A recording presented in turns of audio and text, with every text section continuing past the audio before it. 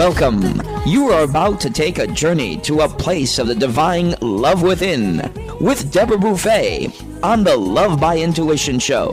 For the next hour, allow her to prepare you in becoming a magnet for a profound love-infused relationship by identifying and focusing on solutions through love. Awaken the light within and let your essence shine. And now, here's Deborah Beauvais on Love by Intuition, all part of the Dream Vision 7 radio network. Welcome, everyone. Bonjour, mes amis. And yes, here I am, Deborah Beauvais, founder and owner of the Dream Vision 7 radio network. And if you're tuning in for the first time, we are a Boston-based, full-producing, syndicated internet radio station with all the bells and whistles. We have all the software. No matter where you are in the world, you can listen to us.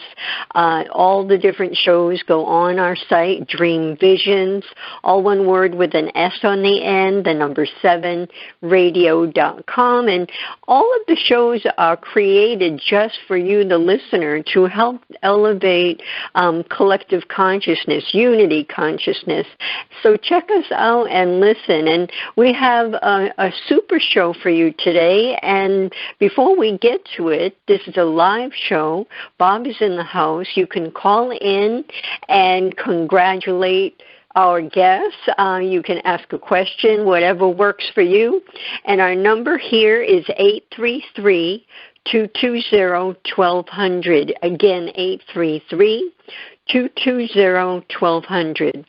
Well, my guests, I have a mother-daughter duo, and they're both authors, and I'm so excited to have them here on the Love by Intuition show.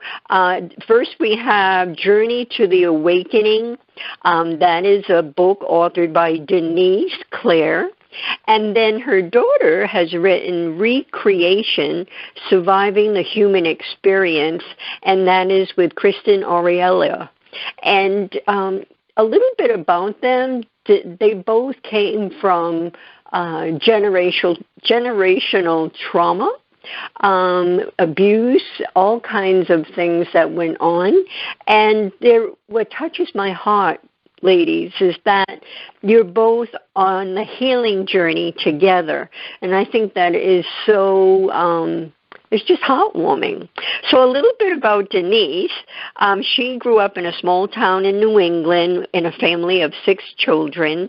She has 3 of her own, and she has quite a journey that she has lived, and has done a lot of support for Kristin, who actually has 3 children of her own. And what's amazing is that she holds an MBA, also a Master's in Human Resources Management, a BS in Psychology. She's a Level 2 Reiki practitioner. She has gone on to do all kinds of other education, and then she's authored this book. So welcome to the show. Without further ado, welcome. Thank you, Deborah. We're so excited to be here. Yes, and what I'm excited about is that you put your journeys into writings. And when you do that, not only are you healing yourself, but so many others can relate to your journey and your experiences, and that helps heal them. And we're feeding that consciousness, which helps elevate the human race, and as we know, it certainly needs to be elevated in this day and age. And we could go back thousands of years ago. It needed to be elevated then, and here we are, still needing elevation, empowerment, evolution, all of those good things. So anyway, I want to start with Denise. I'm sorry. Hi, go right ahead. Deborah. So happy to be on your show. Appreciate you having us on. We did start our journey together, so it's been a long journey, but it's been one that's been very supportive because we have each other. Absolutely. Yeah, what's better than that is to have each other. Because what happens a lot of times, at least from the experiences I've had through the years with family, friends, and community, is that people start going within and asking questions about their health and why they feel this way or what their belief systems are. That usually doesn't happen until you're older. And that's why I believe it's so touching that Kristin has started at an earlier age and that you're coming together and helping each other, especially even memories and things of that sort. You can help back and forth. And I mean, you can't put a price on that. So, Denise, first I wanted to ask you, what was the catalyst that started your writing that led to this book about your, openly you talk about your abuse as a child? Yes, well, I think what really happened was, for many, many years, you just kind of push things to the side, sweep them under the rug. It was what you were taught when you were younger. And so you just continue on and you kind of make a life for yourself and kind of make believe those things were never there or never happened. And then I think with the loss of my son, I think that was a very difficult, dark place for me. Mm-hmm. And Kristin and I obviously shared that. It was her older brother. And I think that is where it started. I started to speak to different people, and I started to look beyond the traditional medical world to see what other help was available, because it didn't seem to be the right place for me. I needed something more. And I was very, very lucky to meet several very, very good, intuitive people who encouraged me to start to think about writing. And originally it was not to write a book. It was writing for the healing process for myself. How am I going to get through this? And writing it down seemed to help. And then I began to evolve into a situation where my writings turned into more like conversation. And, and you knew that these conversations were not, someone wasn't sitting in the room talking to you. It was automatic writing. I would write a question or ask a question, and I would literally write the answer. And so that's kind of where my writing started. Mm-hmm. Very good. And you can see, journaling is really important, especially at the beginning, to get your thoughts out. And then you can look at it later on and digest what you've actually processed, digest all the things that you wrote down. And it's the loss of someone so dear is really, there aren't any words for it, really. There really are not. And, there's many people that I've come across the paths that have lost children or spouses or loved ones that were close. And it seems that no matter who it is, no matter what time it is, no matter what length of time from that loss, it pours back in. It's a wave. It comes and it goes. And, I always say some days are better than others. Right. But I think as I began to write, sometimes I didn't really even realize what I was writing, and I'd have to wait for a day or so and go back and read it. And it was really profound writing. To this day, I have boxes and boxes, and people laugh at me because I have these yellow pads that I use for business. Mm-hmm. And mm-hmm. I write a date and I write a time, and I just write. And sometimes it's 10 pages, and sometimes it's 30 pages. Right. And in the writing, eventually it said to me, write the book. You need to write the book. And so I started to write the book. Yeah, I love that. So now, Kristin, you come along and you ended up writing Recreation, Surviving the Human Experience. And so did that come, what was the catalyst for you to bring your book to life? Yes. So it was an interesting experience.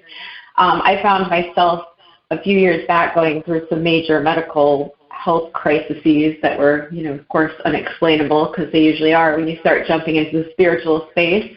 And I started losing the loss of one whole side of my body and not being able to function.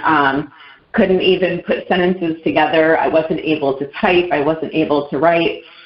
And at that point in time, I came across several energy healers that I started working with, and they were really, truly helpful.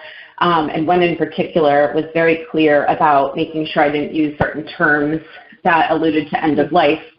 And at the time, I had no idea what she was referring to. But she thought I did, and I thought I did too. I was like, yes, I feel horrible. I don't know what you're saying, but yes, because I wasn't quite getting it at that point. And so as I continued on my path, and no medical explanations and spinal taps and all of the things that, just create more trauma to the body, I started seeking out holistic. Yeah, I started seeking out the holistic lifestyle.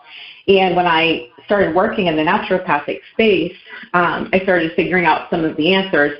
But at the same point, I was journaling every week, and I would submit a weekly report, and it would talk about how I was doing, what symptoms still existed. We detoxed all the organs in the body. We rebuilt mitochondria. We rebuilt the whole central nervous system. So as I was going on, I've always loved to write.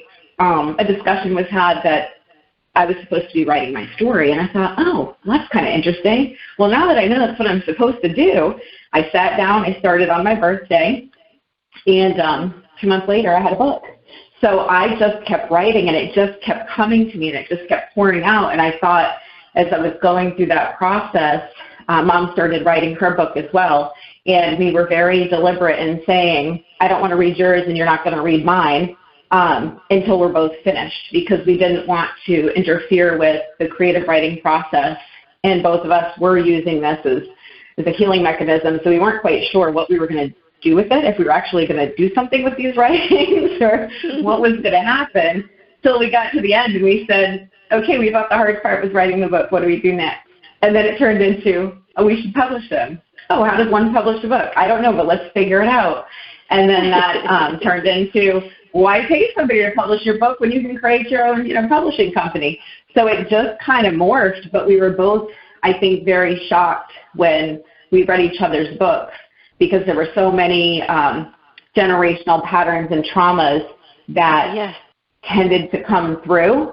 And I thought, wow, like that's when I really realized that energy is passing from womb to womb. So as, she's birthing me and I've birthed my daughters, we're passing that same energy and similar experiences on energetically to our children. And that's when I said, oh my gosh, this is recreation, and it doesn't stop. And it's not recreation in the, positive way. It's recreation in the, somebody has to be the one to stop it and stand up and do the work so that you can change the trajectory of your family's lineage going forward. Right. Beautifully said, because it is so true. Someone has to step up and decide that they're, maybe you're not even aware that you're the brave individual at the time, but you stand up and you say, I'm not going to do this anymore. I'm not going to be part of this abuse. I am not going to have my children experience this any longer. And that takes bravery, especially for women, because okay, so now what do you do? What do you do with your 2 or 3 or 4 kids, however many a mom has, and how do you support these kids? And there is this system, and people put down the system that others are milking it. However, there isn't really a full system to support a mom with 4 kids, whether it's food or whether it's clothing. So they have to rely on others and nonprofits and things of that sort. So it isn't easy. It isn't an easy transition to go to being in a marriage and then deciding you want out of it because it's too abusive. And So one of the things I wanted to ask you, Kristin, is were you conscious of breaking the cycle when you started all of this? The honest answer is absolutely not. I had absolutely no idea the direction I just went into. I remember that I was in a place, in a space where I was unable to clearly think. I could barely function. It was my kids that pulled me through, and my mom during that time. I remember thinking to myself, if you can't do it for yourself, at least do it for your children. You at least owe them that much. And that was, for me, the piece that allowed me to get up and go, because this was my second start over. And I thought, well, this is fantastic. It's 40 years of life, and you just start over again. This is awesome. But at the same point, I knew this was not the direction I belonged in. I knew God had more for me, and I had been, I'm going to say, over-exercising my free will and not listening, right? Because we have free will for a reason. And I'm my mother's child, so I'm like, I'm going to do what Kristin wants to do. Until I realized Kristin can't do what she wants to do anymore because it's costing her life. So I did it for them. And I can remember just being so immensely grateful for the fact that my children and I are very, very close. And they're very supportive. And even at times where I looked at myself and I said, oh my gosh, what kind of life have I created for them to watch them go through these scenarios, but still be there to support me at the end of the day. I thought it was, God definitely blessed me with them. I will say that. And then it just morphed. From there, all of a sudden, I started reading, journaling, meditating, going to sound bathing classes, doing breath work. I have a 4-page spreadsheet, Excel spreadsheet of every single book I read the first year I had moved out. And it's extensive. I mean, I hit all the big ones you can think of because I wanted to know everything and anything I could, because I realized I had not been on the right path for a very long time. And that I was being given an opportunity, and that this was my second opportunity. It's like, okay, gotcha, God. The first time I didn't really listen. The second time I almost died. So I guess like that's kind of that's the wake up call I needed. And right. So I've decided to take that as an opportunity to be the gift that I have. And if I could help somebody else not go through what I did and over exercise their free will, then I would love to be able to do that. Right. When you say extensive, from reading the book, what I felt about you was that you're detail-oriented and very organized. And I can see that list of all those books that you have written, and I can see all that because you like to have your ducks in a row, and organization is really important. And I agree, because I'm one of those too. But I think you can probably get the prize for all your organization. And when you think about it, you went to the conventional medicine route for your illnesses, and you had every test, every doctor, everything that they could offer. You had it, but they didn't have answers. And then you really delved into the holistic and the different modalities, and found that for your body it worked. But you have to work at it too, and it's an ongoing thing. It's not in a little package in a pill, because really, as you both probably agree, we're a society that likes to fix everything right away with a pill, and some things are needed. For sure, but at other times, with with doing the inner healing, that it's just an ongoing, and things take time. But you're a perfect example, Kristin, of getting to a place where you're back functioning. You have your energy back, and you're doing all the things to not only serve yourself but to serve others. So one more thing I wanted to ask you, Kristin, and then we'll take a break and come back with Denise. But the term recreation, what does that mean for you, and why did you choose that as part of your book title? Yes. So I realized I was recreating many generations of family trauma in my family lineage. When I looked at my mom's life, when I looked at my grandmother's, I started to realize that I was recreating all of it. And it's going to continue to be recreation until you change it. And surviving the human experience came into it because of the fact that we are all souls having human experiences, and we have to learn how to survive through it, because it can be pain and it can be pleasure. It can go across the gamut. But for me, recreation just symbolized this is what happens when we keep going in the same direction and we don't stand up and we don't do the work and we don't heal our minds and our bodies and our spirits. Beautiful. All right, so we need to take our first break, everyone. The number here, if you'd like to call in and ask a question or just congratulate both Denise and Kristin, our number here, 833-220-1200. Bob is in the house, and he'll put you through, so don't be shy. And if you want to get in touch, well, first of all, they created, and I have to, we'll ask when we come back, who created She Wise Publications? Did the two of you come together? I guess I'm asking you now. Well, I called Mom, and I said, Mom, we're not going to pay somebody to publish our book. I've been reading how to do this. We can do this. And she said, really? I said, we can. So started the LLC, and then it just kind of morphed, and then we began building upon the LLC to create more. So we've kind of grown beyond just the book. Right. So everyone go to SheWisePublications.com and learn more about She Wise Publications. I love the name. I love the logo, the owl. And everyone, stay with us. We'll be back in a moment.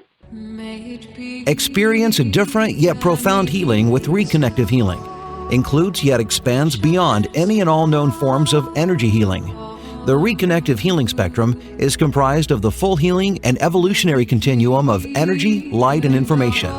It allows for healings that are not just physical, not just mental, not just emotional, yet go beyond that to bring healing that includes the evolution of your very being and essence. Deborah Beauvais, trained and certified by world-renowned Dr. Eric Pearl, offers appointment hours at Seekonk Family Chiropractic in Seekonk, Massachusetts. For questions or to set up both distance or local sessions, call Deborah at 508-431-1959. Again, 508-431-1959. Or go to lovebyintuition.com. That's lovebyintuition.com. Calling all authors. Have you been considering an audiobook? Well, look no further. Come take advantage of Dream Vision 7 Radio Network's unique in-house audiobook production, which includes benefits and bonuses from our radio station. Let our knowledgeable staff guide you to create the audiobook you've always dreamed of without breaking the bank. Check out our full one-stop service from A to Z, including the ACX process. Schedule a free consultation by calling 508-226-1723. That's 508-226-1723. Or go to dreamvision7radio.com. After narrowly surviving the attack on Sandy Hook Elementary, first grade teacher Caitlin Roy DeBellis was left searching for answers that would never come. Eventually, she chose to focus on questions that could be answered. How do I make sure this tragedy doesn't define us? How do we get our control back?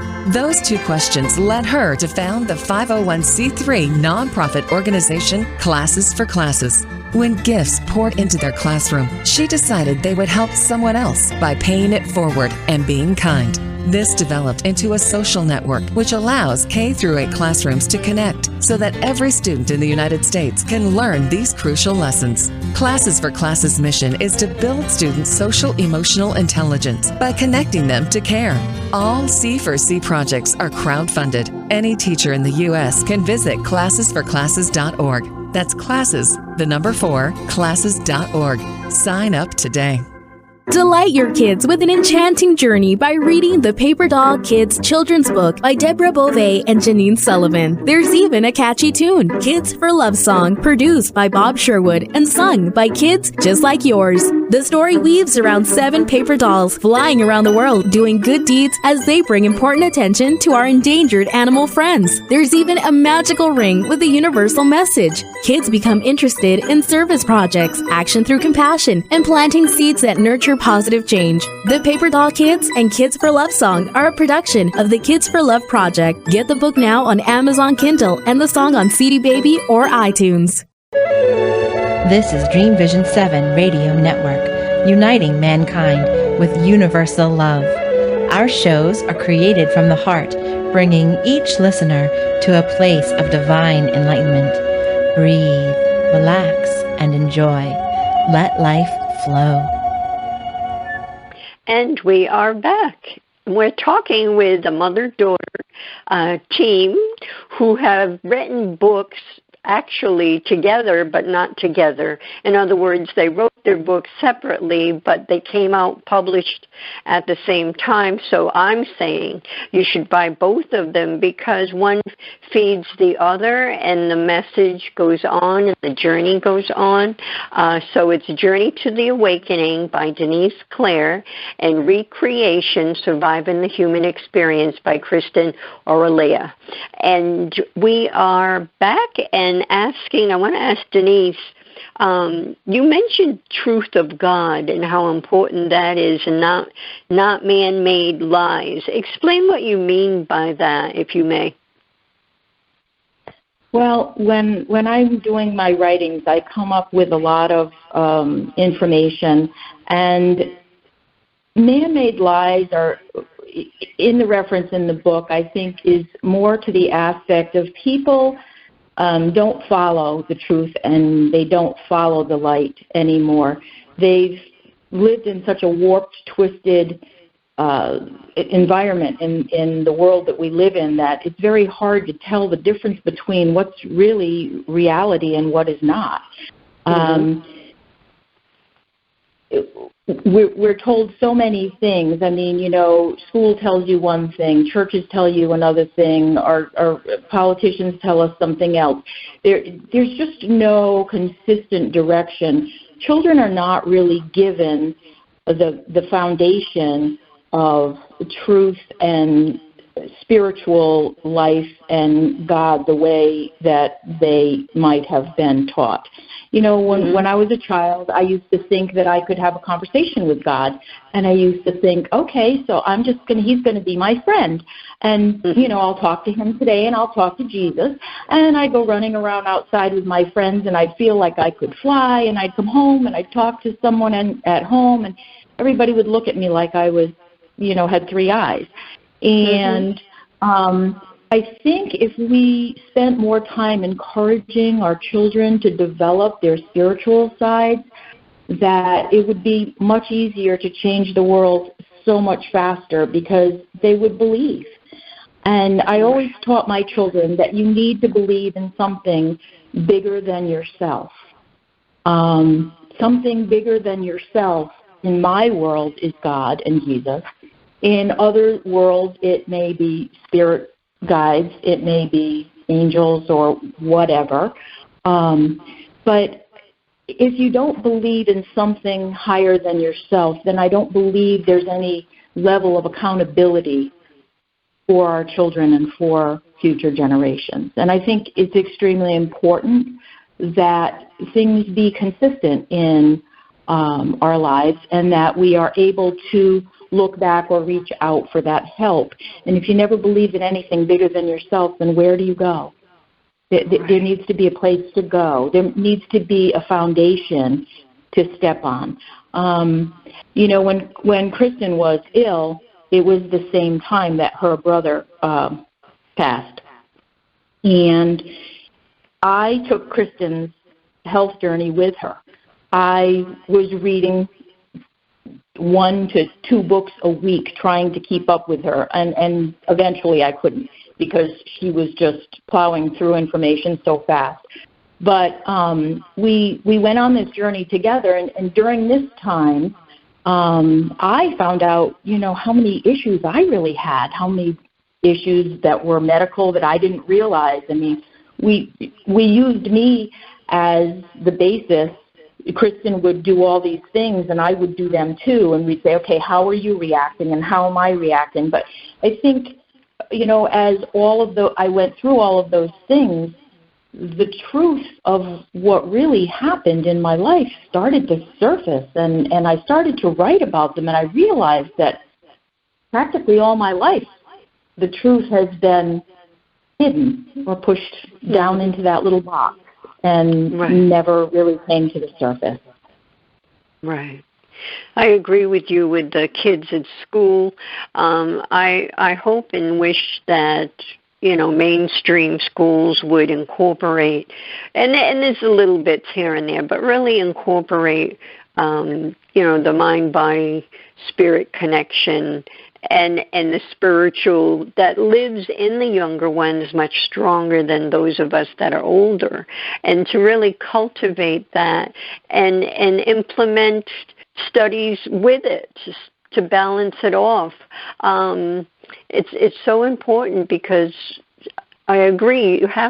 You need to believe in something higher. And I think once you experience something, once you open your heart and you experience these phenomenons that, whether it's voices talking with you or seeing movies of past relationships or just being touched by another being where you can feel that person, or you could hear a voice that makes you think of God. Once you experience anything of that sort, it's hard not to believe because obviously, there's some magical things that go on in every day. And there isn't any explanation for it. And you can feel it. You can feel the light. You can feel that energy. You can feel the dark energy too. But when you're in that light, energetic field, it's just like just talking about it now. I feel like you're just moving higher and you're feeling it. It's so important. So thank you, Denise, for addressing that. With the children and all that you've shared. It's very wise, and I'm with you. I believe that if we could incorporate all those pieces, we certainly wouldn't be fighting with each other and killing each other and all the things that go on with the human race. So thank you. Thank you. And, I'd just like to mention, Deborah, about one of the biggest things that I found was profound for me was learning how to truly meditate. I think meditation brings your mind, your body, and your soul together, and I think when you can finally get to that place where there's nothing, that is when you begin to hear the messages. That is when you begin to connect and when you're able to actually get to your higher self. And I know Kristin and I would call each other. It'd be 11 o'clock at night, and we'd be on the phone, and it'd be like, oh, you got to try this meditation. Oh, you got to do this one. You got to do that one. And, we would run 100 million miles an hour just trying to, do all these things to see how quickly. I just wanted so badly for her to heal. I just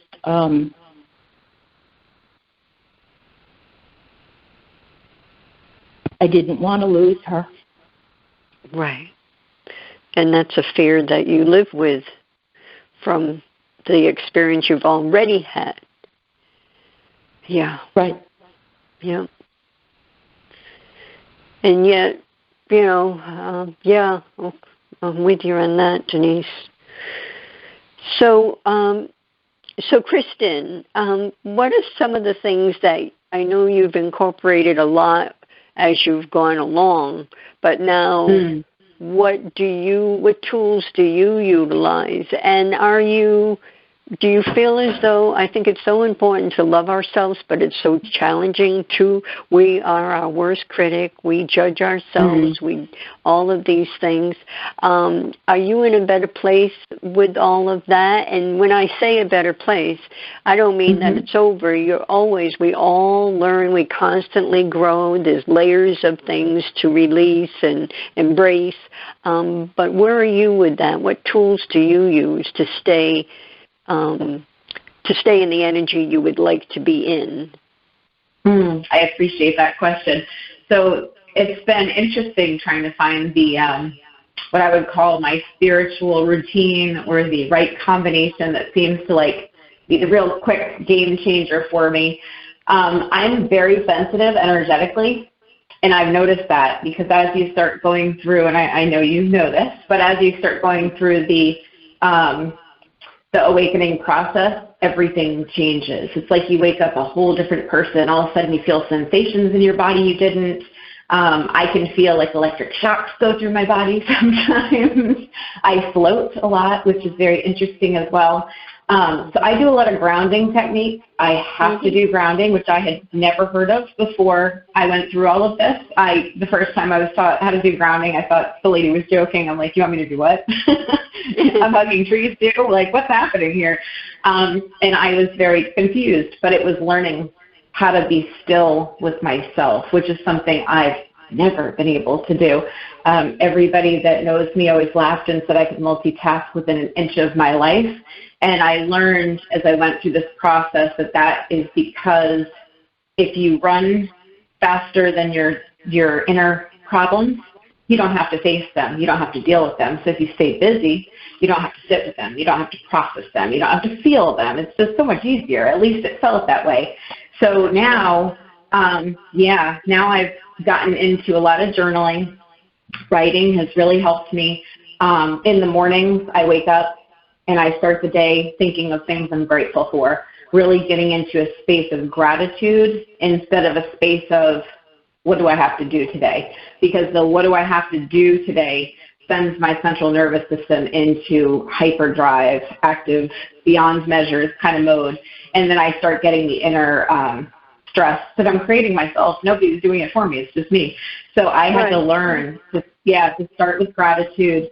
I went to get my Reiki certification actually just to work on myself. I hadn't even thought of it beyond that at the time that I was doing it because I was having a hard time learning how to control my own energy because it seemed like once I got a lot of the blockages out and I got full feeling back in that left side of my body and I realized that you can shut your own energy on and off. I needed to learn what does my energy feel like. So I do Reiki on myself in the morning.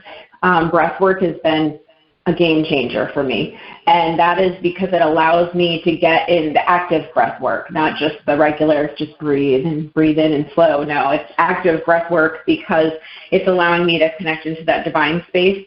And I can get there within a few seconds to a minute versus what was happening when I do traditional meditation. So that has helped me because it allows me to kind of get some guidance and connection. Also doing a lot of analysis of my dreams because now since I've kind of opened up that space and been more open to receive, I can receive messages that need to be processed. And sometimes I don't get them right away. It'll take me a day or two before I can make sense of them. And then affirmations. Affirmations have been big for me. I like to write on my mirror with lipstick. I don't know. There's something about seeing it in the morning that it brings me to life. Right? I got believe written right there. It's right there. I'm looking at it right now. And then physical exercise. And the exercise is not just for physical fitness or for, our normal human experiential look. It's more about, it's been the way for me to move my energy really quickly. So if I'm having an off day, if I go take that brisk walk or go into the gym and go lift for a little bit, I can re-switch my energy really, really fast and redirect it. So that's been really important for me as well. Very good. Yeah. And Denise, now you mentioned meditation. Are there other tools that you use for yourself? I do. I still I have a morning routine where I drink a big glass of lemon water first thing in the morning, and then I'm a celery juicer, and that works well for me. It keeps me in tune. It keeps my my health good, and I do walk. And another thing, my husband and I are sailors. We love to sail, and that brings me peace because you're out on the ocean and the wind in your face, and, it's just, the two of you. That's a good one for me. And I do a lot of grounding as well. I am the tree hugger. I know my daughter thinks that's funny, but I'm the tree hugger. I actually have shown my grandchildren. Yeah, I am too. I am as well. Yeah. Denise, tree hugger. Yeah, I walk barefoot in the grass in the backyard, and then I'll connect to the tree, and I feel the energy go through my hands and down my arms. I feel it. Yes. When I started to do that and I felt that energy transfer, I said, yeah, this is helping me, and it helps me to just smile in the morning and say, okay, let's get going. Time to do things. Let's move. My writing is very healing for me as well. And when I write, my daughter and I have story time. In the morning, I call her, and I sometimes share my writings with her, and she always gets a charge out of it when I call her in the morning because, she's story time, just like when I was a kid. And then very often will say to me, and tell Kristin, patience is a virtue, and she needs to learn that. Yeah, we all do. We all do. Oh, it helps me for me as well. But yeah, we need to take our next break, but just quickly, with the cold weather that comes around in New England, do you both have a grounding mat? I do not have a grounding mat. But I am one of those people who is known to have to take a vacation somewhere where the sun shines and it's warm during the winter, because I have issues at that time of the year. Okay. So maybe grounding that would help. Yes, I'll share it after. Well, I don't recall the company, but I'll share a link with you afterwards. And if anyone listening wants to know, you can send me an email, Deborah at dreamvision7radio.com. But it's excellent and it's handy, and you can put it down and have your feet on it while you're at the computer. It's excellent. So we'll be back. Don't go away. Take a journey to a place of the divine love within with Deborah Beauvais on the Love by Intuition Show, Monday through Friday at 6 p.m. and 6 a.m. Eastern. Our message is love in the purest form. The light within us all is a guide to recall our beginning, to learn to love self and humankind, and to feel the higher power of our own divinity. To attract love, one needs to be love. Come join us and step into this glorious vibration called love.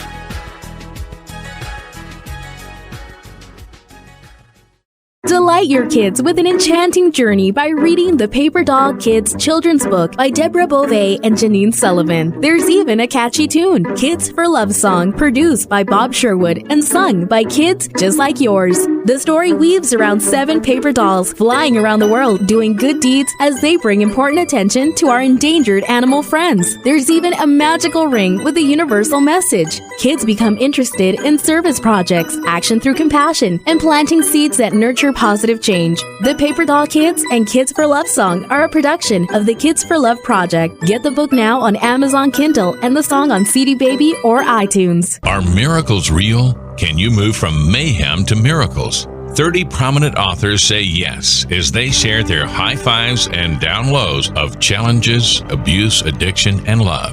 Experience hope, the magic elixir of miracles, through the personal stories of New York Times bestselling authors James Redfield, Dr. Bernie Siegel, Sister Jenna, Reverend Temple Hayes, and many more. If you like bestsellers, chaos to clarity, and crappy to happy, you'll love crying and laughing through mayhem to miracles. Sacred stories of transformational hope. Available now on Amazon and in bookstores worldwide.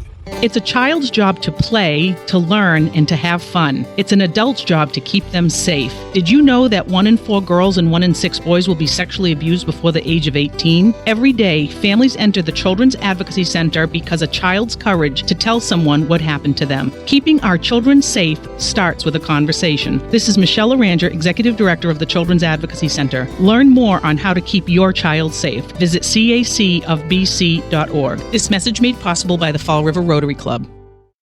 This is Dream Vision 7 Radio Network, uniting mankind with universal love. Our shows are created from the heart, bringing each listener to a place of divine enlightenment. Breathe, relax, and enjoy. Let life flow.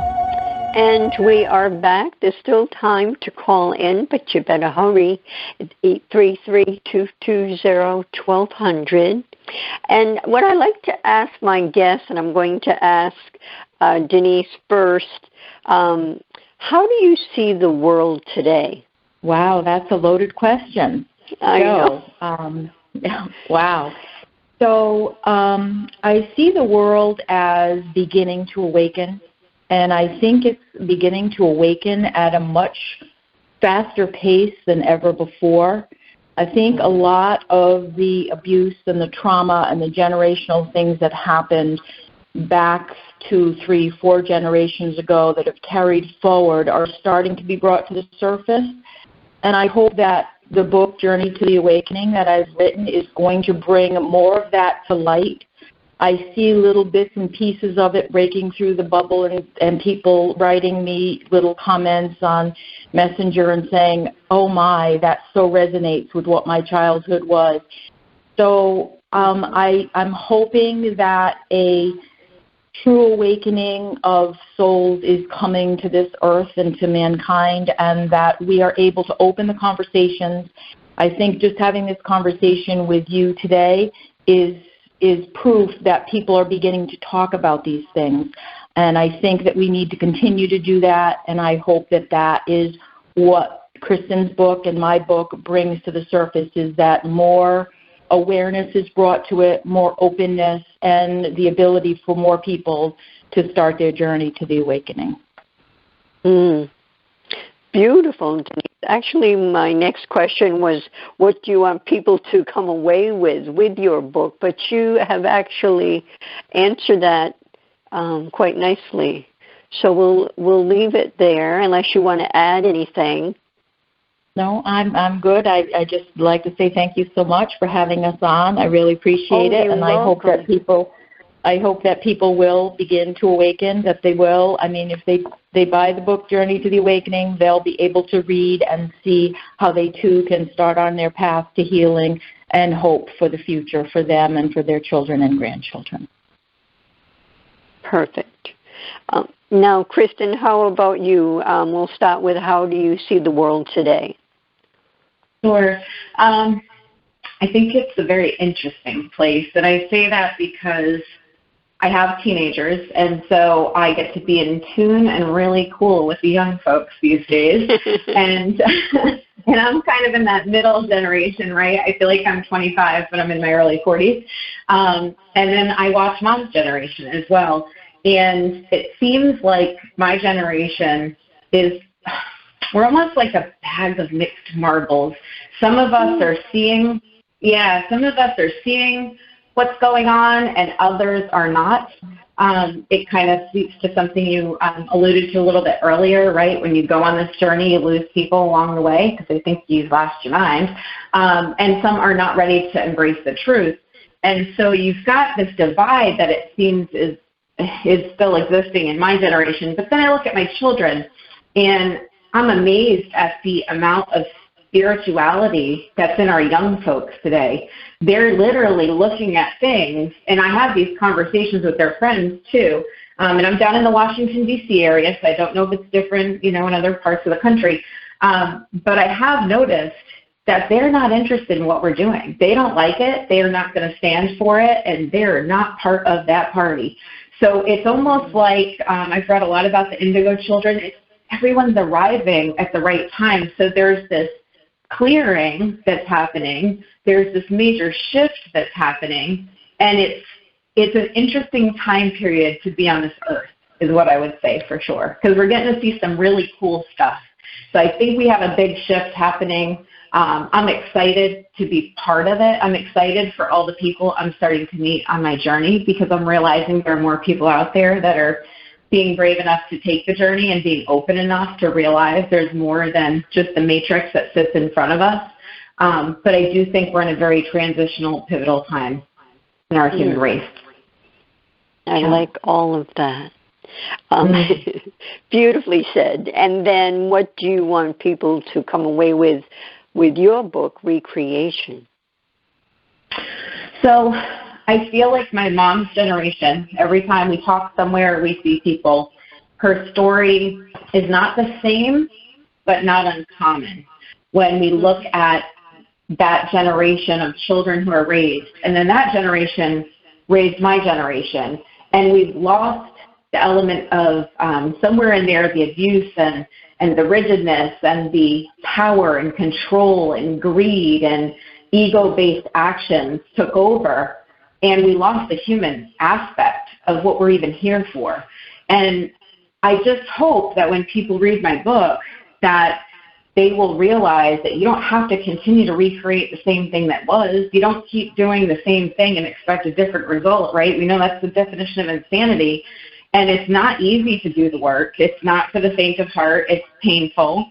Shadow work is just dark and sad, and dark night of the soul is like the lowest point you could feel like you could go, but you can't change things if you're not willing to be brave enough to do the work. And even if it's uncomfortable, like I've purposely decided to remain, as we call it, intentionally single, because I didn't want to bring other people into my space until I did the work and fixed my own stuff, because I don't want my kids to have the same recreative cycle that I've had.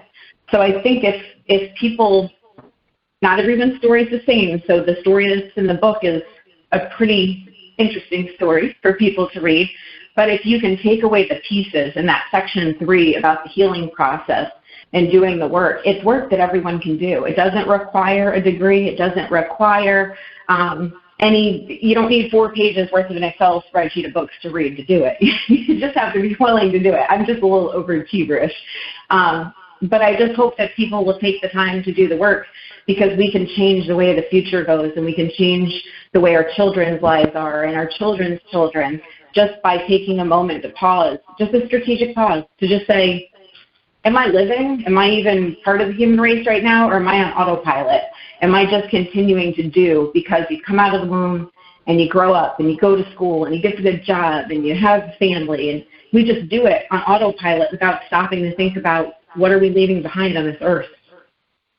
Right. That's what I'd like to leave. Excellent information. If we could all, periodically during the day, so more than once, just stop and look around, whether we're in our home, whether we're in a store, whether we're in the car, whether we're outside, to just stop and look with your eyes as if you've never seen what you're looking at before. And it just brings you right to the point of where we all should be, is in that present moment. And that it just energizes you. I mean, even if you're outside and there's just a gentle breeze that caresses your face, I mean, being with that is so powerful. So you both I don't know what another word is, incredible answers that really not only helping you, but helping the listeners to go forward with maybe a different thought process, a different look at things. So I thank you for that. We only have a few minutes left, so Kristin or Denise, or Kristin, why don't you share your touring with your books? Where are you going? Where are you selling the books? And we should remind everyone, or I should, that they're available on any bookstore, Amazon, Audible, and iTunes. But where can people find you? Oh, thank you for that, Deborah. Yes, we are on Audible, iTunes, and also on Amazon, so you can definitely pick up a copy there. We also have our book tours going on right now. We were just in La Plata, Maryland, in Charles County, doing our fair last weekend. This weekend coming up, we'll be in Upper Marlboro, Maryland, at a wine festival. So looking forward to that. Yep, we're hitting all the venues. We'd like to bring along all of those who have not started their spiritual journey as well. And then we are in October, just bringing up our lineup here, bear with me. In October, we're going to be up in New England touring. And so we will be October 21st and 22nd, we'll be at the Harvest Fair in Durham, Connecticut. And then October 28th, we'll be in Rhode Island at the Holistic Healing Association at the Crown Plaza. That's October 28th. November 11th and 12th, we'll be at the Natural Living Expo. That will be up in Marlborough, Massachusetts. And in December, we will be in Waldorf, Maryland on December 3rd doing a Humane Society event, actually. And then we've got a few others that will sprinkle in as we get registered. So please check the website. Make sure you check our Facebook page and our Instagram page. As we add new events, we'll be posting them there as well. Very good. Well, I want to thank you both for coming on. I can see the two of you coming together and creating a radio show. I have to say that. I can, or a podcast, whichever you like. I love it. Yes, I can see that. I can feel it. Wherever you would go, it doesn't have to be with us. Wherever you would go, you would have such a powerful, energetic presence in everyone's heart just listening to the two of you. So I thank you for that. And everyone listening, buy the books, Journey to the Awakening and Recreation, Surviving the Human Experience, and go on their site. It's shewisepublications.com, just as it sounds, shewisepublications.com. Until we come together, look within your heart, open your heart so that you can be part of unity consciousness and making a difference. Just that, just opening your heart will make a difference with you, everyone coming together in unity. So until we meet again, au revoir.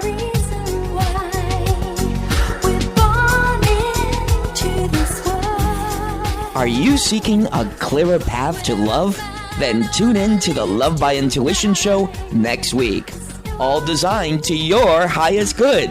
To contact Deborah Beauvais, owner of Empowered Connections, call her at 508-226-1723. That's 508-226-1723. Or link on to lovebyintuition.com. Remember, we are all one, and we are all part of the miracle of love. This is Dream Vision 7 Radio Network, uniting mankind with universal love. Our shows are created from the heart, bringing each listener to a place of divine enlightenment. Breathe, relax, and enjoy. Let life flow.